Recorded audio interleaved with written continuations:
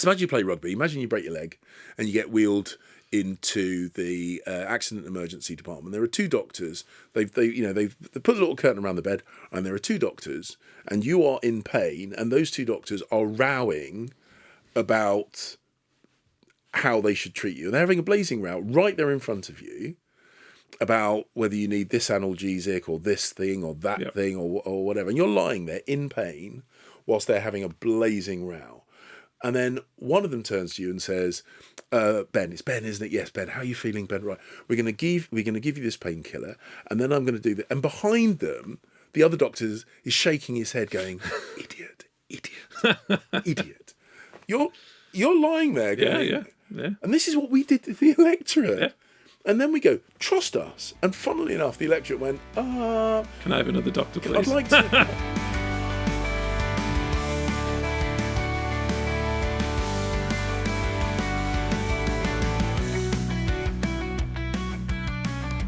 I'm Ben Houchin. This is the Blueprint Podcast, brought to you by Conservative Home, and we're going to lift the lid on centre-right politics in the UK. We're going to be speaking with influential figures from across the political spectrum to help understand how we can make centre-right politics relevant to people's lives again and turn it back into a political force for good. So welcome everybody. Today's guest is James Cleverly. For those people who don't know, James Cleverly is the MP for Braintree, first elected in 2015, studied at Thames Valley University, and also served in the Territorial Army, and in recent years has held several very key roles within the Conservative government, Minister for the Middle East and Africa, Conservative Party chairman, and most recently as Foreign Secretary up until the general election. So welcome, James, to the podcast. Cheers. Yeah, Foreign Secretary, Home Secretary. The CV is too long, so I had to just take out a few of the highlights, really. Yeah, I mean, I've been very lucky. Was first elected to Parliament in 2015, as you said. First elected to anything in 2008. That's the byproduct of being born and brought up in Lewisham. And what was that in 2008? So in 2008, that was onto the London Assembly. So when Boris was elected as Mayor of London, I was elected onto the scrutiny body that keeps an eye on the Mayor of London. And I'd stood for election a number of times before, but being a Lewisham boy and a Tory, the Venn diagram of being elected and being in Lewisham does not cross over. So not yet, anyway. Not yet, but there's always a bright aspirational future ahead of us. But yeah, so I've done a couple of jobs at City Hall under Boris. I was on the police authority. I did professional standards on the police authority, so I was chucking out coppers that had broken the rules. Did a big reform of London Fire Brigade. Then, as you say, party chairman, minister at the Foreign Office, Foreign Secretary, Home Secretary, and a very brief stint in that little crazy period in the summer of 22. I did 9 weeks as Secretary of State for Education. Obviously now contender for the leadership of the Conservative Party. But it's interesting, you talked straight away about Lewisham and your kind of upbringing and background. You know, I think compared to a lot of the other leadership contenders, I think I would personally think you're slightly more high profile. I think more of the Conservative Party and membership, and actually the wider public probably know or feel like they know a little bit more about you as the politician. But I think a lot of people probably wouldn't know your kind of personal background. So you say from Lewisham, but I know for the listeners of the Blueprint Podcast, talk a little bit more about where you're from, what you used to do before politics, but also why did you, for example, decide to stand for the London Assembly in 2008, and how did you ultimately end up becoming an MP? Yeah, I think, look, I'm quite conscious, as you say, a lot of people have seen me. I've done a lot of work on behalf of the party and the government, particularly since becoming an MP, although I did a bit before that. But I spent a lot of time defending the government's position on things and that kind of stuff. So a lot of people have seen me, and they've seen me in the role of a minister, but they won't necessarily have known why I'm a Conservative. And I think actually that one of the things that we need to get back into the habit of doing, and I'll explain why I feel so strongly about this, is that we need to explain to them why we are Conservatives, why conservatism is a good thing. And I'm quite conscious that for me it seems self-evident, perhaps because of the upbringing that I've had. So I was born in 1969. My mum was from West Africa. She came across, like a lot of people did at that point, a daughter of empire.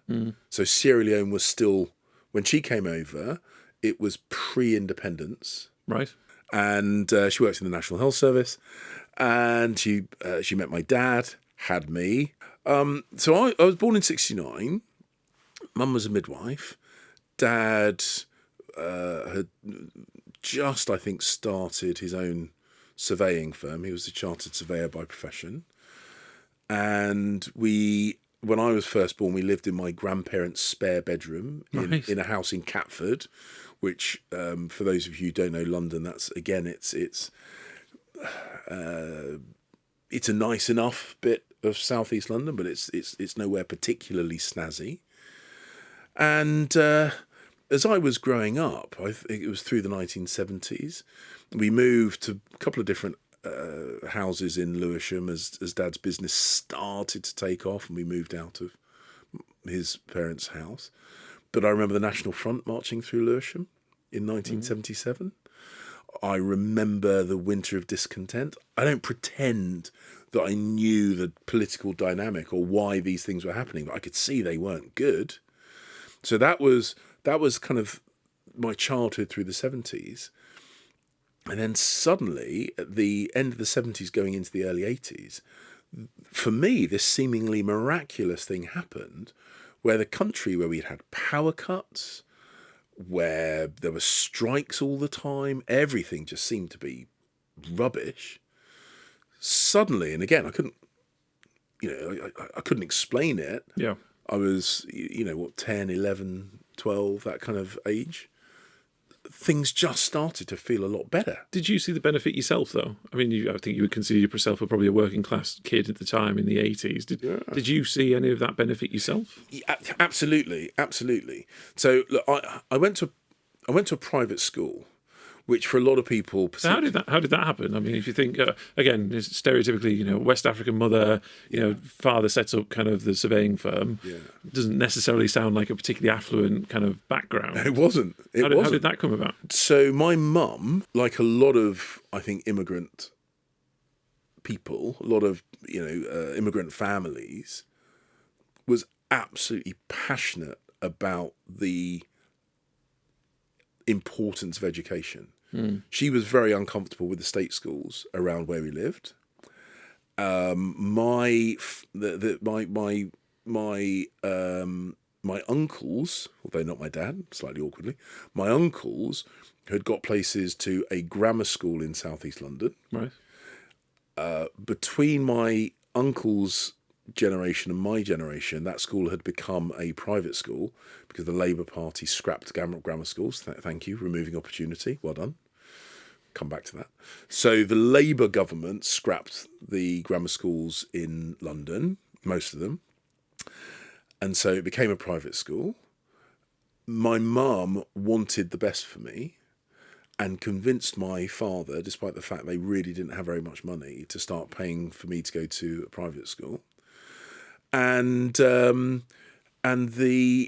fact is, my parents started to pay for my education whilst they were still living in my grandparents' spare room in Catford. Really? So that was the sequencing of their expenditure. Yeah. Invest in your child's education first. Yep.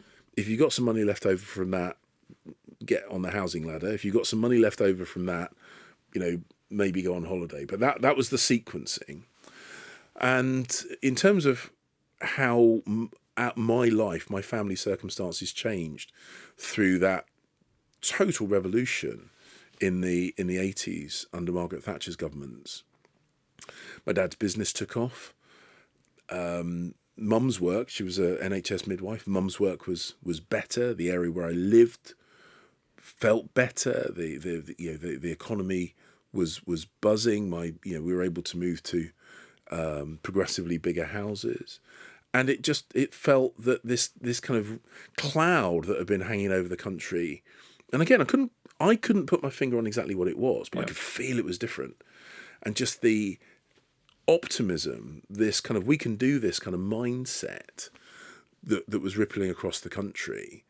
The UK was once again a serious player on the world stage rather than being kind of a slightly embarrassing sick man of Europe I appreciate things were positive, and you started to see this uplift after the winter of discontent in the 70s. But why are you a conservative? So, And what is a conservative? And that sounds like a really ridiculous question. How long you got? In this day and age, it's a question that the Conservative Party needs to ask itself, right? What is a conservative? I think it's like a catalyst. It's like a chemical reaction. You can have all the ingredients in place. You can have everything nearly there. Yeah. But you need something just to kind of kickstart the process. So I think watching the dying days of the Labour government in the late 70s, the transformational effect of Conservatives through the 80s and into the 90s, including actually the recovery that we put in place, absolutely, that we handed across to Blair, this golden inheritance which the Blair government I think squandered. So all the ingredients were building, but it was the catalyst of losing office that made me realise. So all the ingredients were there, but it didn't quite happen until the Labour government came in place. And then I realised, as they started doing things, and I remember watching things happening progressively, like detention without charge. And I was like, it just feels, just feels, I'm not comfortable with that. And then this very, very arrogant, lazy way that they taught the country into the war in Iraq. And it's not necessarily that I was against the conflict, but the way it was done, that Blair habit of just saying, I'm the good guy, and if I'm the good guy, then everything I do must be inherently the right thing to do. There was this kind of arrogance, the lack of process, and all these things, a lot of which we're seeing again, like today. They've really, the Labour Party reverted to habit with the cronyism stuff, like right from the get-go, pretty much from day one. And it's all feeling very familiar now. Maybe I'm getting re-traumatised by the events. But all that stuff just felt wrong, and I got angry about it.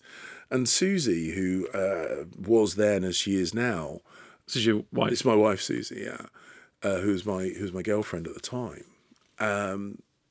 She was like, well, don't just shout at the telly. Maybe do something about it.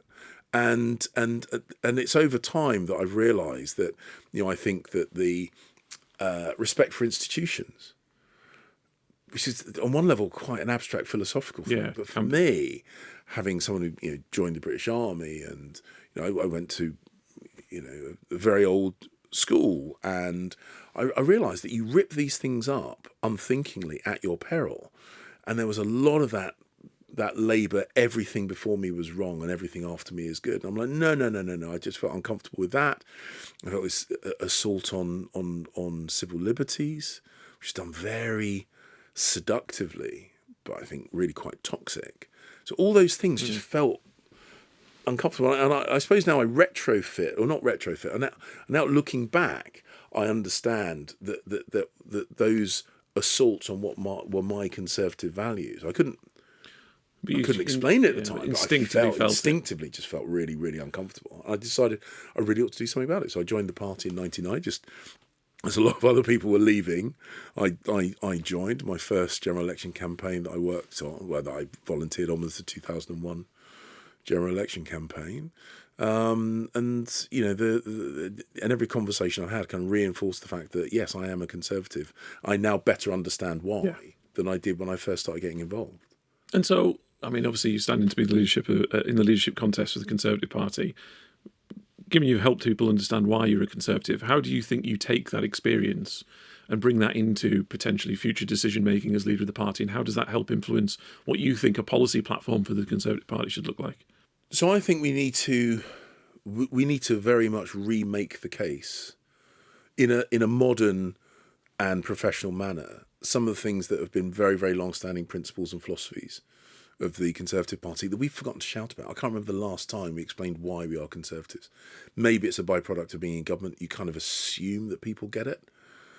And I don't think we should make those assumptions anymore. Well, David Cameron was very good at that.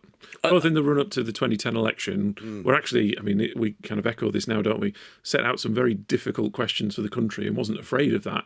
Demonstrated in a very conservative way as to why we need to fiscal management, good governance, etc. And I think he carried that on into the 2010s. But you're right, we seem to lose our way with that.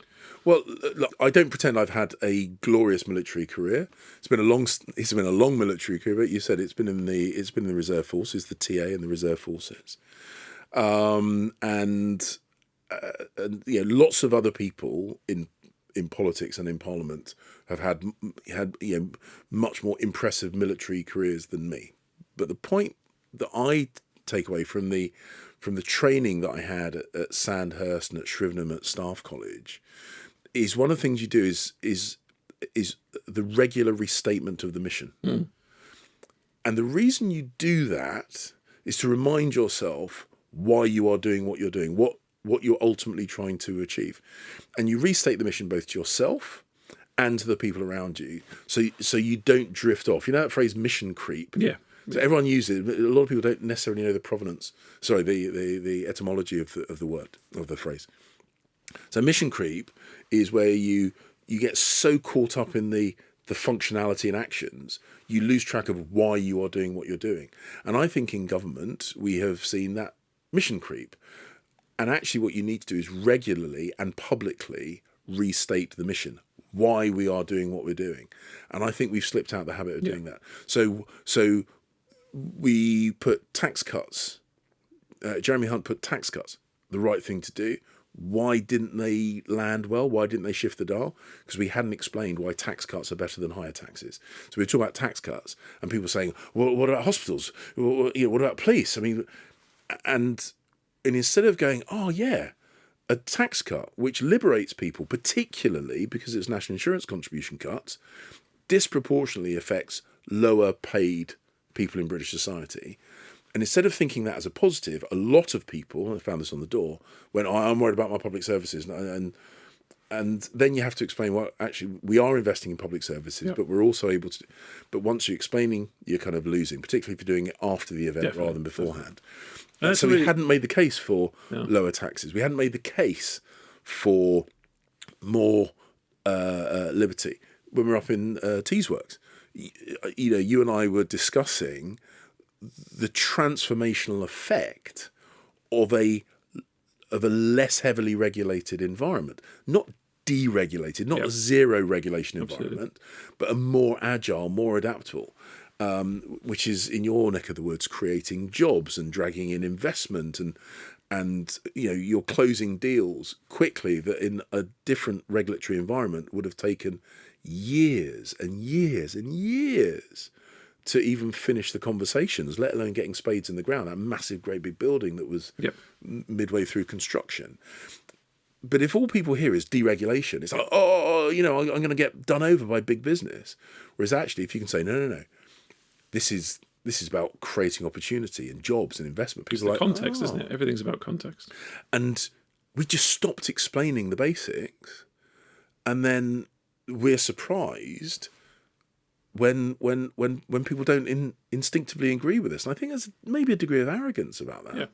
We mustn't just assume that everyone thinks we're right. We've got to make the case for what we believe. But it's bad politics as well. I mean, politics is about context, it's about communication, it's about stories as well. The Teesside example that you gave around Teesworks and the Development Corporation, it's investment, it's big capital investment, it's manufacturing, which again instinctively just sounds good to kind of politicians and people kind of who are in our environment. And also, if you don't do that preliminary work, it makes it really, really easy for the things that we are doing to be mischaracterized or caricatured by our political opponents. And we left the door open to that. And in this election, we had that both from the right and from the left. But do you think the cause of that, and I've got a very clear view on it, but do you think the cause of that was COVID? Because, again, let me explain that just very briefly, in that I thought COVID was a major issue that we failed to tackle in relation to the fallout from it. Fundamentally, we spent more than £500 billion on COVID. We had to. I think you can make a very fair argument that the government had to step in, particularly with what we knew at the time. In hindsight, people couldn't play games and all that kind of stuff. But after COVID, and actually very quickly after COVID, we just pretend as it was in the past and assume that it didn't have an impact on education, our health services, the economy. And so when we were on the doorstep, it's a bit like a 2009, 2008 conversation. This has happened. This has an impact on the economy, and therefore we have to make difficult decisions. It was almost like we were proffering this is what we're going to do and these are difficult decisions, but again, didn't explain the why. Yeah. And the why in politics is just as important as the solution sometimes. Yeah, and I think you make a very, very good point. I remember a conversation, for the life of me, I can't remember whether it was in a radio studio or a private conversation, but someone confronted me and they said, why are things so bad at the moment? And I was about to reply and they said, oh, and you can't just say, oh, because of COVID. And I'm like, what do you mean? What do you mean I can't just say because of COVID? It's a bit like going to the East End of London immediately after the Blitz and someone saying, why are all these houses just rubble? And you're not allowed to say because of the bombing. You're like, what do you mean I'm not? That is literally the main distorting factor. And I kind of get it. It was such a weird and painful set of circumstances for so many, many people. And there were things that happened that amplified that. And I think the way they've been characterised, I think perhaps a bit unfair, but that ship has sailed. We got to live in the world as it is rather than the one we would want. But the truth of the matter is we had to put in the largest social protection programme in this country's history at almost zero notice. We were dealing with something that no one in the world completely understood, and information that could have helped us make better decisions was not being disclosed as openly or as quickly, certainly from Chinese government, as we would like. So the whole world was trying to make decisions with incomplete information. There was a clamour, huge social clamour, because people were scared. Yep. And we had to respond to that. And, some of the procurement, which I know hurt us at the general election, I've always said you can spend quickly or you can spend well, but not both. And people were demanding that we were competing in a global market, things like PPE. So, of course, the PPE procurement was far, far, far from acceptable. But then again, that was true right across the world because everyone was clamouring for the same limited supply. And all these things were so horrible and so painful. I kind of get that once we got past it, it was almost as if we okay, we'll shut the door on that. Let's never talk about that again because it was so incredibly horrible. But in doing that, and we did that as well as the wider society. We did. In terms of doing that, it made it then impossible to people saying, why is inflation through the roof? And it's like, well, because we've had a European invasion straight off the back of COVID. And why is this happening? Well, it's because we've had to borrow. The Labour Party saying, look at borrowing under the Tories. I'm like, yeah, but may I remind you that we paid people to keep a roof over their head and food on their table whilst we basically shut down the British economy for a number of months. So yes, we had to borrow a load of money, and you're now criticising it's an interesting. I think that's a political failure in that the impact of COVID was multiple times more than the crash in 2008.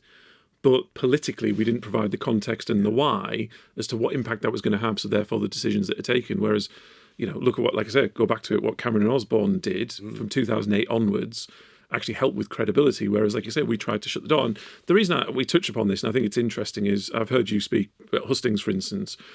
Whereas I thought you would say that because your vision for the party is you don't want to reinvent the wheel. You don't think we need to reinvent the wheel. And I think that's partly because you recognise some of the past isn't. Some of it's outside of our control. I'm sure you could probably mention that some of it was also self-inflicted. But hang on. Yeah, a big chunk of it was self-inflicted. And you finish your point, but I do want to touch back on that because I think there is a... What do you think the balance was? Do you think COVID had more of an impact, or do you think the Conservative Party had too many self-inflicted wounds? Which one was more responsible for what happened at the general election? So I think the impact of COVID was one of our self-inflicted wounds. Right. Let me explain. There are things that we did which we have every right to be very, very proud of.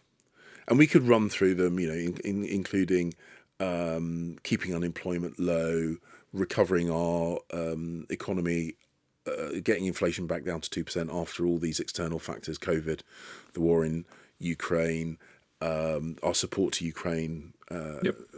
actually the vaccine rollout through COVID. I could go on. There are lots and lots of things we do. Yep. Labour Party keeps saying, 14 years. I'm like, hang on a second. We got re-elected a number of times that 14 years. So if it's so catastrophically bad, Yep. how comes we kept getting re-elected? So we've got to recognise that we did plenty of really good stuff. We've also got to recognise that there are a number of things that we got wrong. And one of the things that really frustrated me is our behaviour, our lack of discipline. I think sometimes our laziness in communicating our vision and our philosophy meant that the things that we achieved that we could and should have been proud of were completely obscured.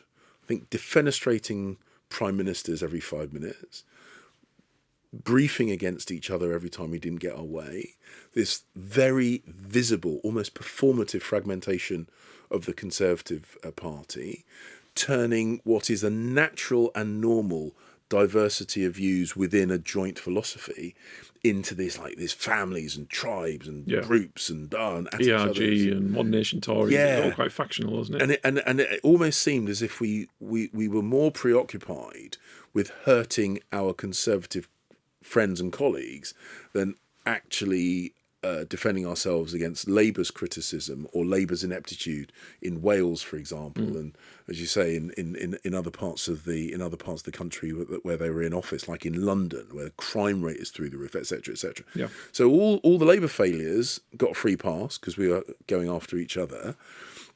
Our successes were obscured, and our mistakes were amplified. So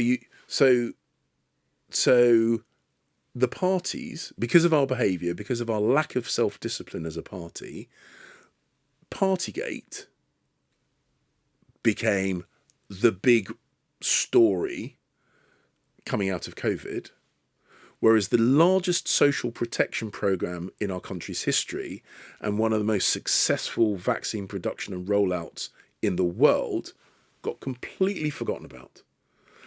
So when the word Conservative and the word COVID come into people's minds, our lack of discipline made it an election losing issue, rather than look at what Conservatives do when push comes to shove. We do what is right by our nation, and also we use our expertise, our fantastic technological advantage to not just protect British people, but literally protect millions of people around the world from dying. That's what I would have preferred people remember when you put the word Conservative and COVID together, but it was the bloody parties, and that was totally our fault. Totally our fault. Well, I'm going to come back a little bit later on and talk about party unity in particular and discipline and leadership. But you are here, thanks again for agreeing, James, to come on. You are a contender in the leadership election. All of that taken into account, why you're a Conservative, your long, actually very successful history as a Conservative politician and minister, what inspired you? Why did you want to run for the leadership? So it's about doing stuff rather than being stuff, rather than being something. So sometimes people say, why do you want to be the leader of the opposition? And my view is that's the wrong question. I know that's not quite how you framed it. So No, that's fine. But the point I've always made, it's not about being the leader of the opposition. It's about what we need to do as a party. And I think as a party, we need to make sure that this recent election is the low point. So we need to make sure that we don't allow it to get any worse. Do you think it can get worse? Absolutely, I think it can get worse. I think if we pursue a simplistic, but in my mind, a fundamentally erroneous belief that all we need to do is reunite the right and we'll be swept back into government at every level, I think we could be in real trouble. I think we need to recognise that the reasons that voters left us at the general election and a number of elections leading up to that general election, including local government elections, is actually harder and more complicated than just a fragmentation of the right of centre in British politics, although that is an issue.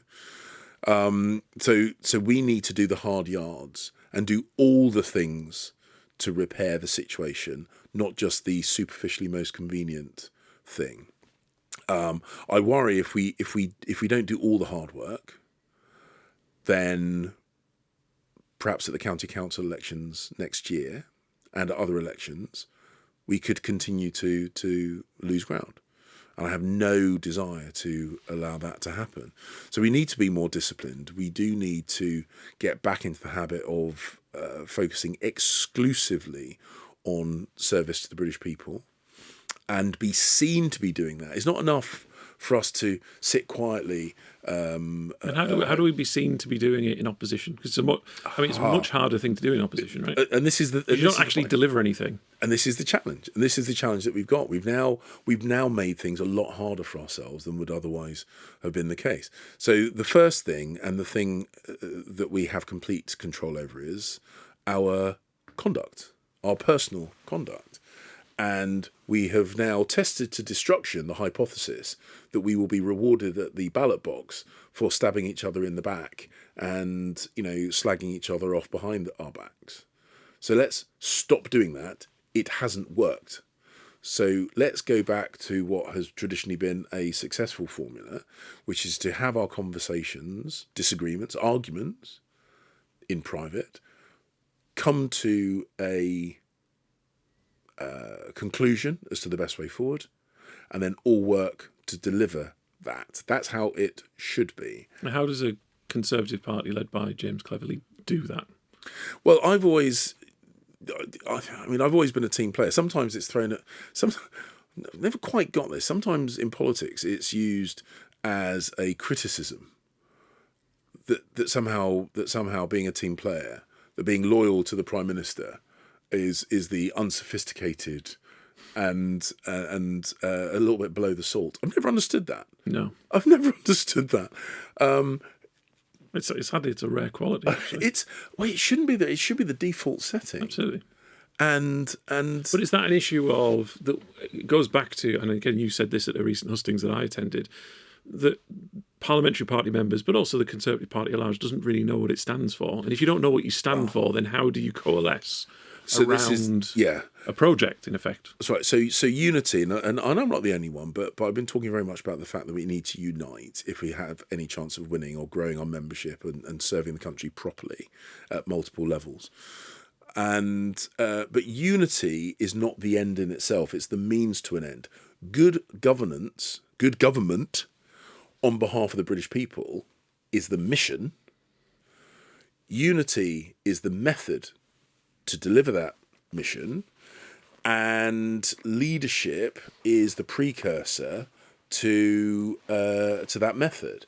And the fact that I've got a reputation of being loyal to the party and to prime ministers, the fact that I have had some disagreements and I have had some blazing rows, but you and the people listening to this podcast or watching this podcast will never know which rows I had and didn't have, and which ones I won and which ones I lost, because I do them privately. And that's fascinating because, I'm not in the parliamentary party, I'm not really of Westminster, but a lot of friends and colleagues who either were MPs or still are MPs, you know what it's like in Westminster. People like to talk and rumours get out and, did you hear what happened here? And I've never heard a conversation where you've ever had a blazing row, you've got a disagreement, did you hear James Cleverly's got this issue? It's never leaked out into the press, which I think is testament, because I think one of the things that the public see, and it is absolutely one of the reasons we got hammered, because it's a rule of politics that divided parties don't win elections. Yes.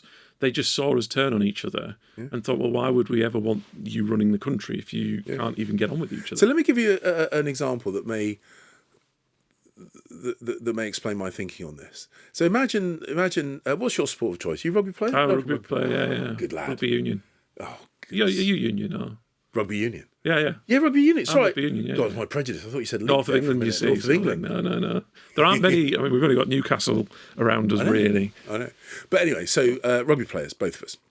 So imagine you play rugby. Imagine you break your leg and you get wheeled into the accident emergency department. There are two doctors. They've put a little curtain around the bed, and there are two doctors, and you are in pain, and those two doctors are rowing about how they should treat you. And they're having a blazing row right there in front of you, about whether you need this analgesic or this thing or that Yep. thing or whatever. And you're lying there in pain whilst they're having a blazing row.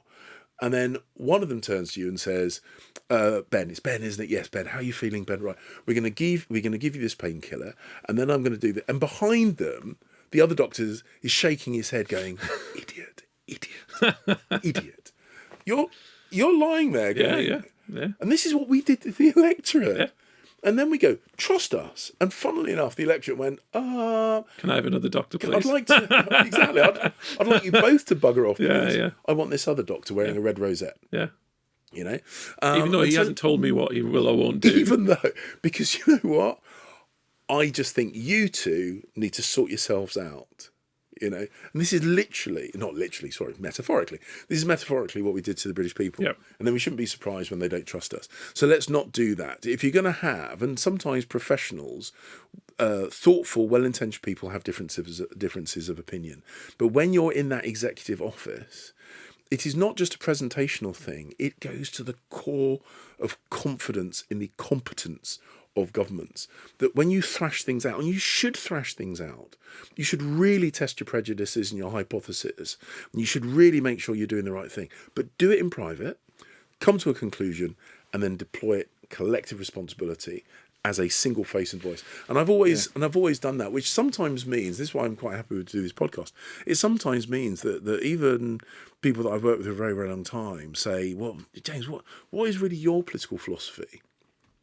And I'm now very glad I'm in a position that I can put that forward, because I'm also very conscious that for much of my career, I have been the guy taking the metaphorical punches from the media, defending the government's position. And as I say, I'm not going to do a nudge, wink, wink about the things I disagree with, the things I do agree with. Because when you're a minister, you are bound by collective responsibilities, and that is the right thing to do. But now we're running for leadership. I'm able to, put my CV into the public domain, as it were, and people will know that where I have been, responsible for the delivery of public services. For example, when I was at City Hall, one of the jobs I did was to drive professionalism in the Metropolitan Police, to punish police officers who had behaved wrongly, kick them out of the force where that was required, get them imprisoned where that was necessary, pensions forfeiture. So I have been firm in the professionalism of public services. When I was in charge of the London Fire Authority, I did a big reform programme, reduced their budget, improved their performance, and you can do both. Did that despite the opposition from the Fire Brigades Union. Also did it without a strike, which is not easy, but I did that. So I'm now able to parade my personal credentials, and I've always felt you shouldn't do that when you're a Minister of the Crown. Your job as the Minister of the Crown is to promote the government rather than yourself. Now that I'm no longer a Minister of the Crown, I'd have preferred to stay a Minister of the Crown, but we lost the election. So now we're in a different position where I'm able to kind of put forward my ideas. And they will be tested by the other candidates in the party, which is absolutely right. It's a competitive environment, and Tories believe in competition. But having that track record, which, I think is essential for any leadership candidate, and you've got that in spades, is one thing. But then becoming a leader of a party and, in effect, having that vision and leadership for the party, saying, look, I've got a track record. I've delivered as in some of the most senior positions of state that this country has. You've done it well. You've done it in the collective way, something that this party needs, competency, it needs unity. But it's also a step up again to be the leader of the party. And some of that's about vision, it's about leadership. Yeah. So again, if you were saying in 30 seconds, not that you have to take 30 seconds, but what is a cleverly Conservative party? What is his vision for the Conservative Party as leader? Because that goes beyond saying I can do the day-to-day, that's great, which you obviously can in spades. But what is a James Cleverly Conservative Party? What is the vision? And if when you're speaking to somebody in the street and you're the leader of the party and you say to them, well, what does this Conservative Party stand for? How do you want those people to answer? Well, look, some of it is about our long-established political philosophies. So we should be a low tax, high liberty party. And those two things are totally interwoven, because the true luxury in life is choice. If you have money, you can buy choice. if you don't have money, it is incumbent upon the government not to further limit the choices that you have. So I think that is absolutely key. I think giving people a stake in the economic success of our country. I want to get back into this mass ownership of a stake in the wealth of this nation. Shares shouldn't just go to institutional investors. It should be a mass participation exercise, being share owners of the British economy. That then gives people an incentive to look at a less heavily regulated environment. It goes back to the point we were making about Teesworks and your neck of the woods. How do you get the people who choose the regulators to choose people who regulate better and less? How do you get the people who choose the taxers to tax better and less? You've got to give them a stake. And ultimately, I'm an internationalist. This country's best times throughout its history is when we've been a self-confident global presence, and that was as true in the 17 and 1800s as it is now. We cannot close in and be an introspective country. Feels like the world's doing that a bit, though. So how do you become? I don't disagree. I think, this thing, global capitalism is important, but America is becoming more protectionist. Yeah. We're seeing it in the Far East. Even Europe. I mean, Europe is inclined towards it anyway, but Europe has always been having a protectionist element. How does the UK find its space on the global stage again, being that international country, while the rest of the world feels like it's doing the opposite?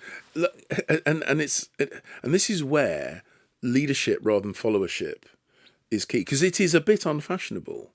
It is a bit unfashionable to make the case for the UK to be a global presence. I mean, I had an article just at the weekend, an op-ed that I put into the Mail just over the weekend saying, so I'm committed to 3% of GDP on defence because we've been harvesting the peace dividend from the Cold War, end of the Cold War, for about 20 years too long. A lot of our kit is badly out of date. A lot of the accommodation of our service personnel is way below standard. So we've got some repair work we need to do. Plus, we need to project forward. We need our allies and opponents and potential opponents to look at us and go, this is a serious player. We should take them seriously.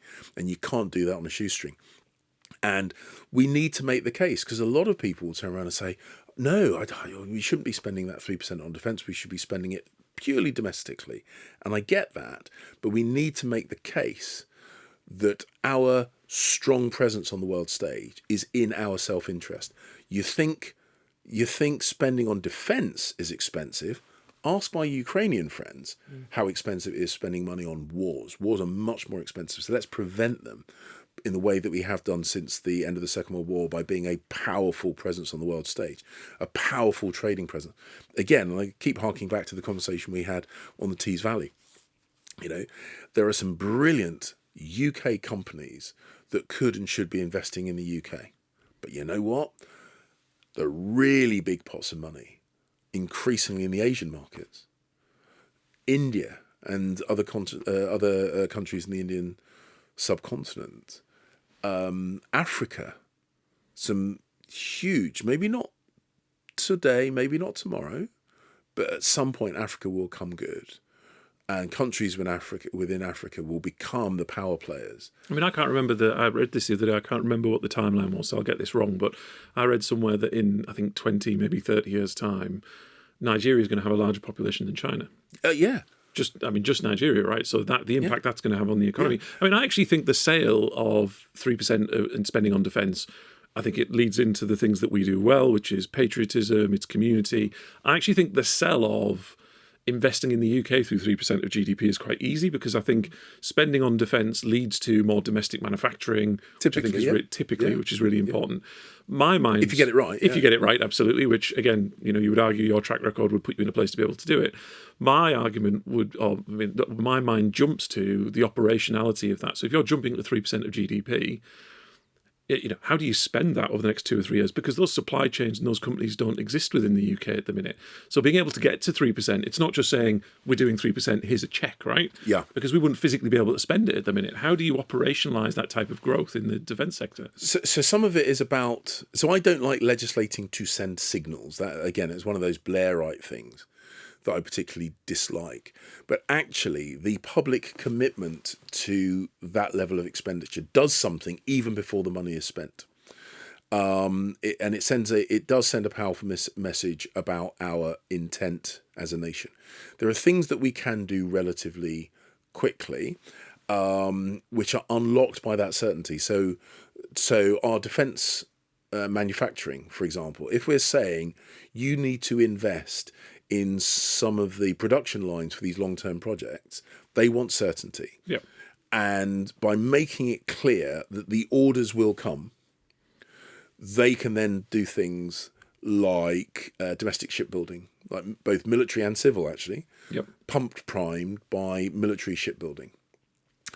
How do you do that in the way that so I look to what we do on Teesside, and we look at, say, offshore wind, and the CFD rounds and the auctions give a level of certainty. They would like a little bit more into the future, but to do that, for example, in defence, you'd need to give. I mean, I'm arguing against myself here, actually. No. Arguably, it would be easier to do it in defence because you can give 5, 10, 15 years certainty because of the length of time some of the technology needs to be deployed. It should be a relatively straightforward process. But also, again, we don't necessarily need to make it massively complicated. So I'm an artillery officer. I was in the Royal Artillery, Royal Regiment of Artillery, for my reserve service. We should turn around to the defence manufacturing sector and say, right, you will be developing lovely new high-tech next-generation systems. That's really, really important. That is great. But also, you need to replenish the 155 millimeter artillery ammunition that we've been donating in massive scale to Ukraine. You need to replenish our stockpiles. It is not particularly high-tech. It is very, very simple, not complicated production lines. So start manufacturing that. Here is the certainty. Here is the funding certainty. Here is the demand signal. When you've produced your millionth 155 round, let me know, by which time I will have been able to give you the next set of orders that we're coming through. There's plenty. And I get the whole kind of like, we're not sure exactly what. There are plenty of things that we can spend on. The military accommodation estate, again, that needs a lot of work. That work, it is defence spending because it's about retaining our men and women in uniform. But guess what will happen? The first thing will happen, typically, if you get it right, there'll be a whole load of artisan, professionals, plumbers, bricklayers, painter decorators, electricians, carpenters, that will have certainty of work as we replenish, as we improve the accommodation for the men and women in service. So again, pump priming the very localized economies in the areas where we're spending money. And we can be getting on doing that whilst we then look for the next more sophisticated area of spending. You do those things in parallel. And as I say, and the other big thing is it then gives us a louder voice at the bully pulpit, because we should be setting the global agenda. We should have the self-confidence. I did this a lot when I was Foreign Secretary. I mean, we did this with Ukraine, to be fair, didn't we? We absolutely did, and we hosted the Ukraine Recovery Conference in London, where the European Union came to London to announce a big commitment to Ukraine's recovery. So when you look at Keir Starmer's reset with Europe, which we all know is going to be a capitulation on a whole load of things that we stood firm on since Brexit. We know what he means by resetting the relationship. He means rolling over to get his tummy tickled. The point is, we've already reset the relationship. We've reset the relationship by being a serious player. My European foreign minister counterparts knew that the UK was a reliable European partner, not because we were a member of the EU, but because when Europe, in the broader context, needed our help, we stepped up. That's what you do. It's about stepping up, not rolling over. Yep.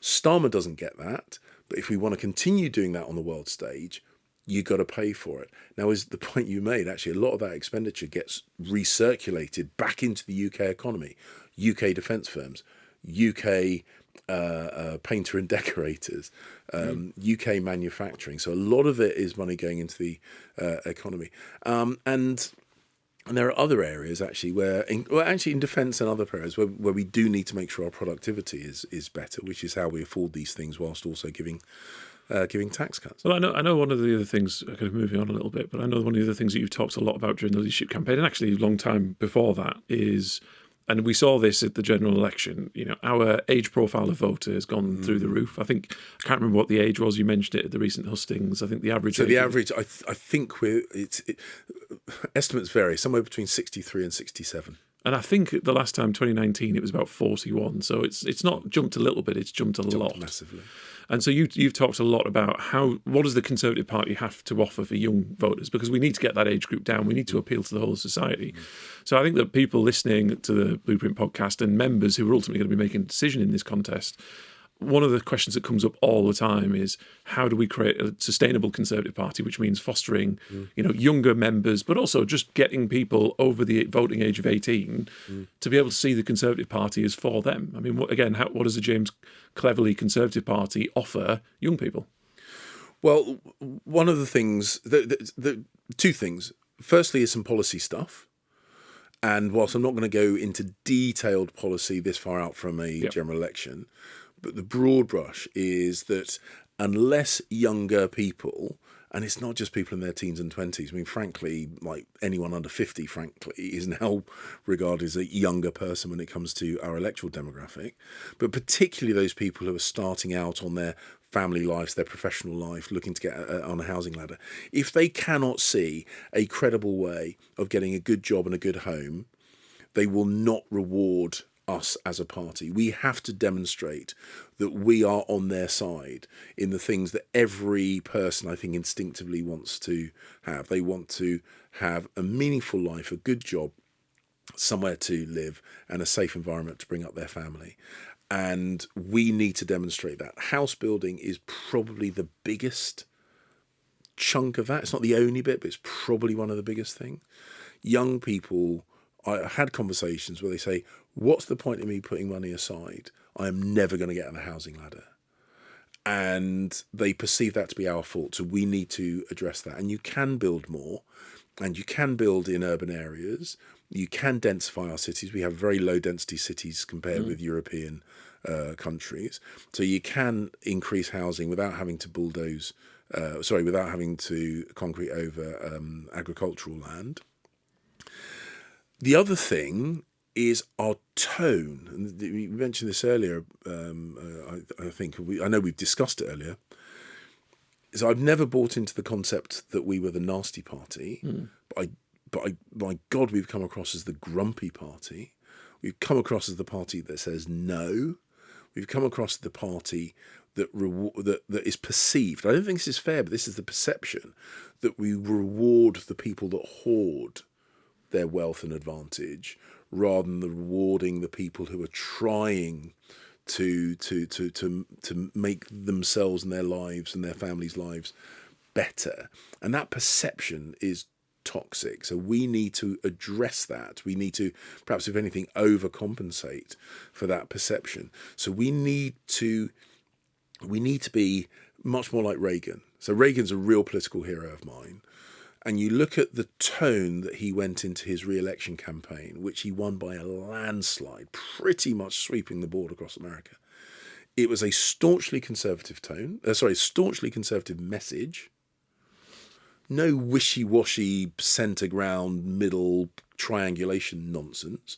It was a thoroughly, unambiguously conservative philosophical message, but delivered in a much more positive, upbeat, ambitious, energetic tone. And tone really, really matters. And I think we've been tonally wrong for a long time. And it alienates voters, but it alienates all voters, but I think it particularly alienates the younger voters that we need. So yes, policy matters, but also the way that we deliver those messages.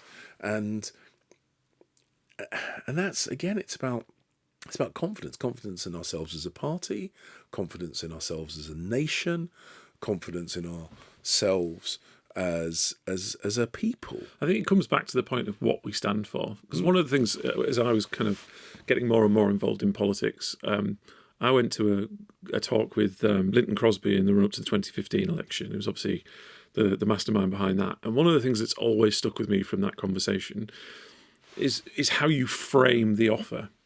And his whole thing was, you are the Conservative Party. It's pointless pretending you're something else. Be authentic to what you are.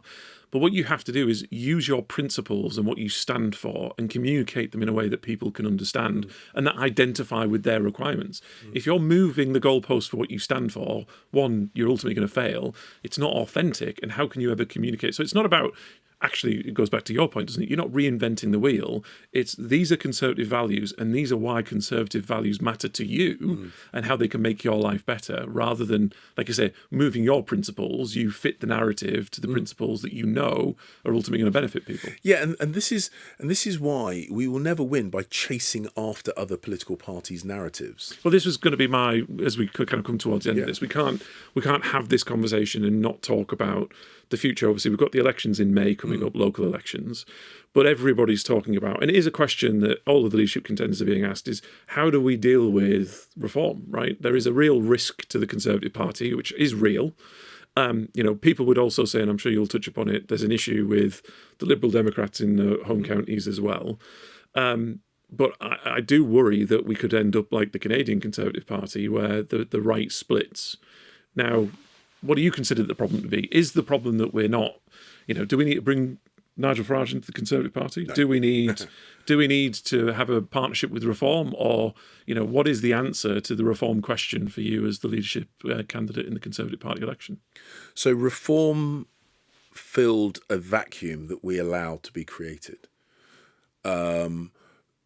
We left a gap where an energetic, proactive message about Conservative values should have been. And I've met Nigel Farage. I know him pretty well. I'm not going to claim that I know him brilliant well, but we've always got on. He's fun. He is fun company. He's a very smart guy, and he's a brilliant political communicator. There's no point pretending otherwise. But we should learn from that, because at this last general election, you actually look at the stuff that they were promoting. You look at the literature.